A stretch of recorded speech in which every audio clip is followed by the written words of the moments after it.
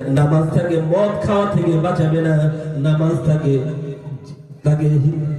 জিনা থেকে বাঁচাবে না, নামাজ তাকে মিথ্যা কথা থেকে বাঁচাবে না। নামাজ যদি আল্লাহ ওয়ালাদের নামাজ হয়, নামাজ যদি মাগফুরিনদের নামাজ হয়, তাহলে অবশ্যই ওই নামাজি কখনো ঘুষ খাইতে পারে না।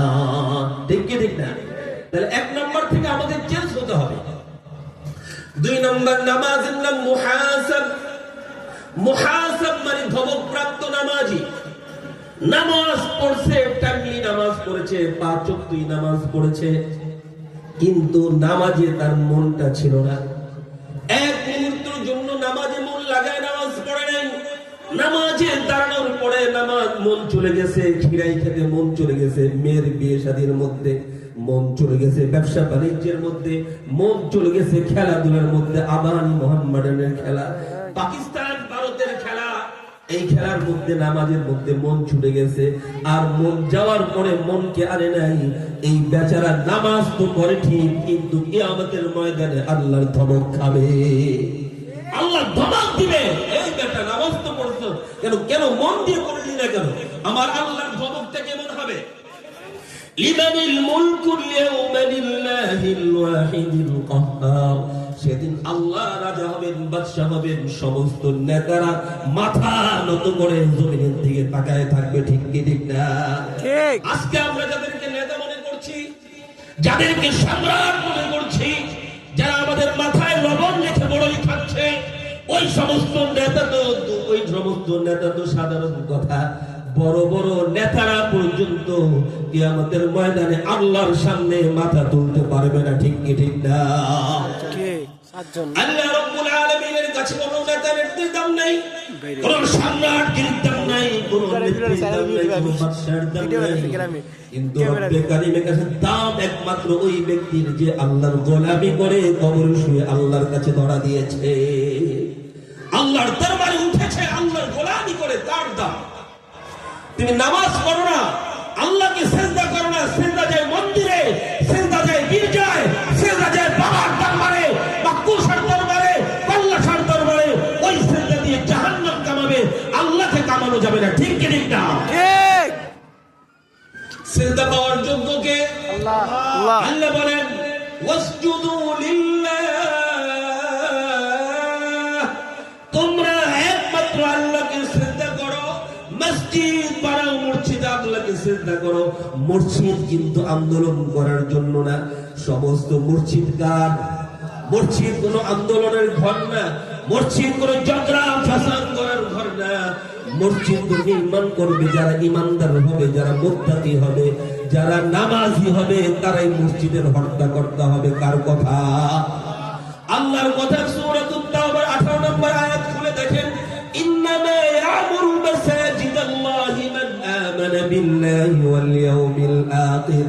আজকে মসজিদের নেতা খেতারা হয়েছে যারা মদ খায়, যারা পান করে, সিগারেট খায়, ঘুষ খায়, জুয়া করে, জুয়া খেলে। আছে না নাই? মসজিদের নেতা এরা হতে পারবে না, ক্ষতি থাকলে চাকরি শেষ। তারা হতে পারবে না। মসজিদের কমিটি হবে যারা নামাজি পড়ে, নামাজ পড়ে, আল্লাহকে ভয় করে, আল্লাহ ছাড়া জমিনে কাউকে ভয় করে না, তারাই মসজিদ নির্মাণ করবে। কিন্তু আমাদের সমাজে আজকে যারা রাজনৈতিক নেতা, তারা মসজিদের বাহাদুরি করে, ইমামকে ভাগায় দেয়, ইমামকে তাড়ায় দেয়, মসজিদকে ধমক দেয়। আছে না নাই? আছে। এই জোরে বলেন, আছে না নাই? আছে।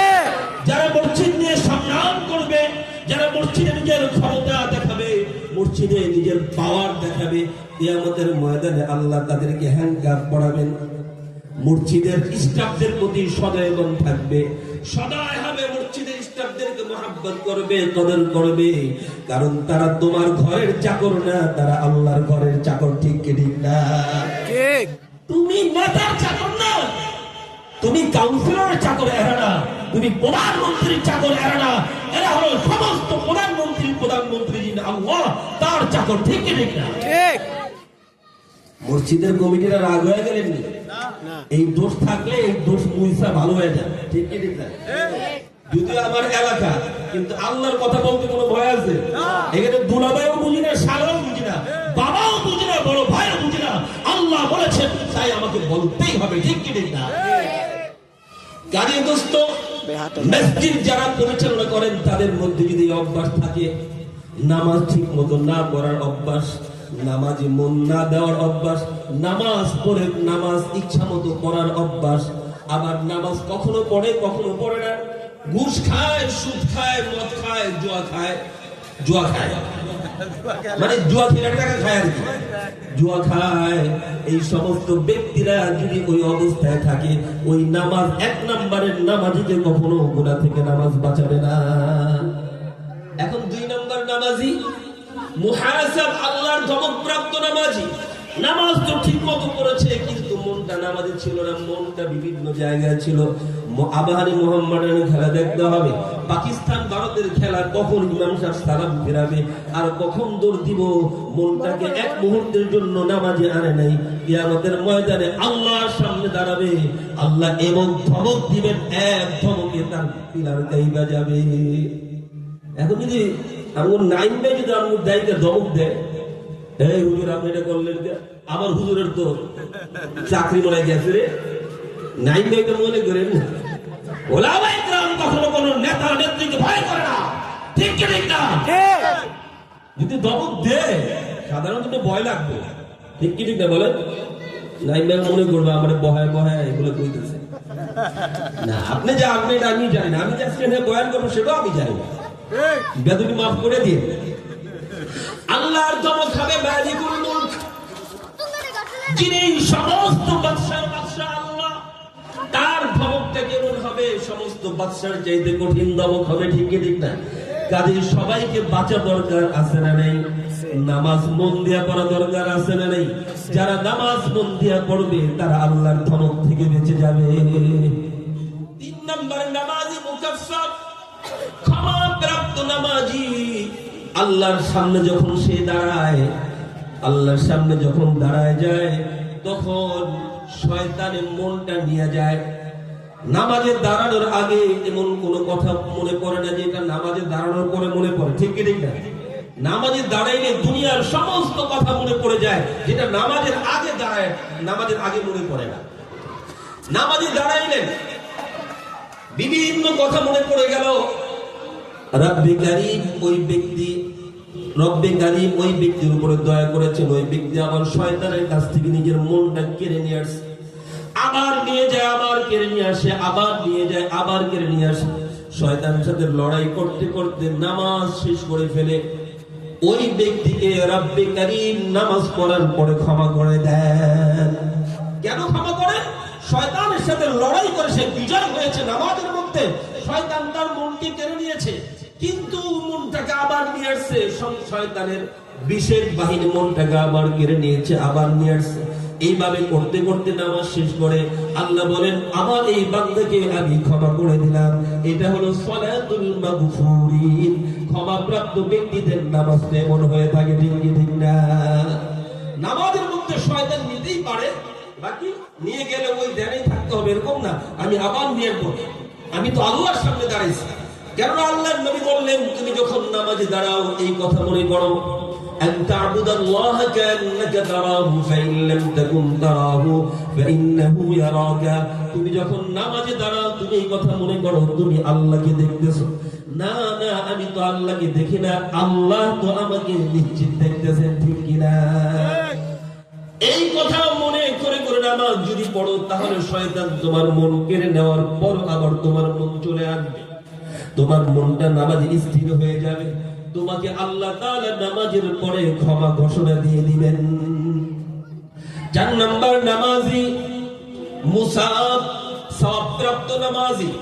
যেই ব্যক্তি নামাজে দাঁড়াইলে পড়ে আল্লাহর ধ্যান ছাড়া দুনিয়ার কোনো ধ্যান আসে না, আল্লাহর খেয়াল ছাড়া দুনিয়ার কোনো খেয়াল আসে না, এই ব্যক্তিকে বলা হয় মুসাব, অর্থাৎ সালাতুল আউলিয়া। এটা ওলি আল্লাহদের, ওলি আউলিয়াদের নামাজ। ওলি আউলিয়ারা নামাজ পড়েছেন কিন্তু নামাজের মধ্যে দুনিয়ার কোনো খেয়াল তাদের আসে নাই। হযরত হাফিজ হুজুরের জমিন কামরাঙ্গি চর, ঠিক কি ঠিক না? হাফিজ হুজুর সফর করে নামাজে দাঁড়াইলেন, অন্যান্য সাথীরা কাতর হয়ে ঘুমায় গেল, কিন্তু আমার হাফিজজি ঘুমান নাই। রাত্রে 3টা বাজে সালাতুত তাহাজ্জুদ শুরু করে দিয়েছেন, ফজর পর্যন্ত তাহাজ্জুদ পড়ে তারপরে হাফিজজি ঘুমাইছেন। এটা হলো সালাতুল আউলিয়া। একমাত্র আল্লাহর সাথে কানেকশন হয়ে যায়, অন্য কোন ব্যক্তির কথা, দুনিয়ার কথা তাদের মনে থাকে না। এটা সালাতুল আউলিয়া। 5 নম্বর হলো, 5 নম্বর এটা সালাতুল আম্বিয়া, মুকাররাবের নামাজ, নৈকট্য বান্দাদের নামাজ। ওই নামাজিরা যখন নামাজে দাঁড়ায় যায় আল্লাহর সাথে কথা বলে। কার সাথে কথা বলে? আল্লাহর সাথে কথা বলে। মুকাররাব ইলাল্লাহ, আল্লাহর কুদরতি কুলের মধ্যে তারা থাকে। ওই নামাজের নাম হলো সালাতুল আম্বিয়া। সাধারণ মানুষের নামাজ না, এটা ওলি আউলিয়াদের নামাজ না, এটা হলো স্বয়ং নবীদের নামাজ। 5 নম্বর হলো সালাতুল আম্বিয়া, 4 নম্বর হলো সালাতুল আউলিয়া, 3 নম্বর হলো সালাতুল মাগফুরিন, 2 নম্বর হলো সালাতুল গাফিলিন, 1 নম্বর হলো সালাতুল মুনাফিকিন। যেটা নামাজে কোনো দিল থাকে না, নামাজ এলো পাথারি পড়ে, 1 ওয়াক্ত পড়ে, 3 ওয়াক্ত খবর নাই, জুম্মা করলে ঈদের খবর নাই, ঈদ করলে সারা বছর নামাজের খবর নাই, এবং মুসল্লি আছে কি আছে না। এই 5 নম্বর নামাজ হলো সালাতুল আম্বিয়া। নবীদের নামাজ তো আমরা পারবো না, নবীরা তো আল্লাহ তাআলা চয়নকৃত বান্দা, অন্তত এটা তো পারি। সালাতুল মাগফুরিন, যেটার মধ্যে আমরা শামিল, মুকাফফা মুসল্লি, যাদেরকে আল্লাহ ক্ষমা করে দিয়েছেন, এটার মধ্যে আমরা রয়েছি। যে আমরা নামাজের মধ্যে দিল চলে গেল, আবার কি করব? দিল ভিতরে নিয়ে আসবো যে আমি তো নামাজে আছি, আমি তো আল্লাহর সান্নিধ্যে দাঁড়িয়েছি, আল্লাহ তো আমাকে দেখতেছেন। একজন চেয়ারম্যান মেম্বারের সামনে দাঁড়াইলে কিভাবে দাঁড়ায়? নত হয়ে দাঁড়ায়, একেবারে নত জানু হয়ে যায়, ভেঙ্গে পড়ে লজ্জা